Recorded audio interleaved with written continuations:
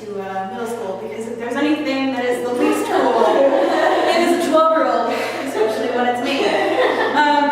This story kind of has two parts, so bear with. It's a lot, all at once. I did this awful thing to my mom before I learned how to use a washing machine. The saint that she was, she would do my laundry for me, and I would do this terrible thing where I'd wear every article of clothing before I even brought it down to the laundry room for her to do. And I'd always plan it Sunday night. Sunday night, right before Monday morning, she, beautiful woman that she is, would always have the clothes ready at least right before I jumped on the bus. So it wasn't uncommon for me to be waiting for my school bus without pants on, and then slap them on fresh out of the dryer, which, when this story, the most uncool moment, was great, because it was February 12th, and I was 12, and it was freezing out, and slapping on a fresh pair of jeans straight out of the dryer was a beautiful thing.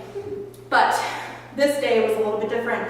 I felt something like bunched around my knee. I didn't investigate it, because I'm like, I'm 12, my body's weird. I'm not gonna investigate.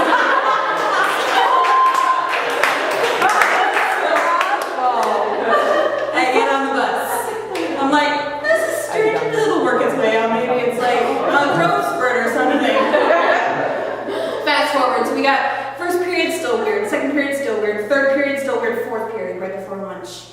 Lunchtime is a very important time, obviously, because I love snacks. But the second part is I had a huge crush on this guy. Let's call him B, because he still lives in Rochester, and if the video takes this, then I don't want him to know or remember that this happened. B was French-Canadian, and his family had moved to our town in the same year, and as the most vaguely exotic person in the classroom, I was very drawn to him.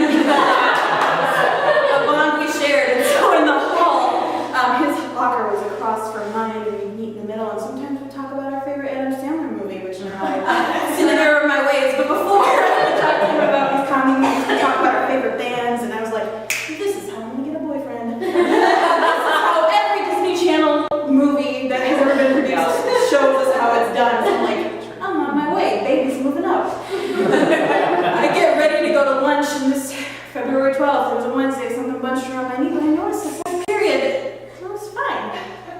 Something worked its way out, I'm good. I'm not good. I'm walking, I'm like, hey, B, let's go to lunch. And he's like, Sarah? I'm like, I got a date for Valentine's Day, it's 2 days away.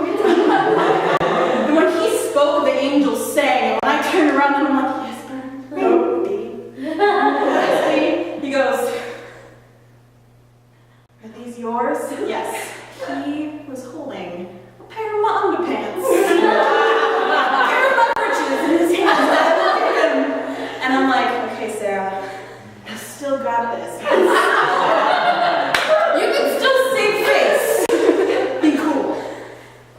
I look at him dead in the eye, and I say, no.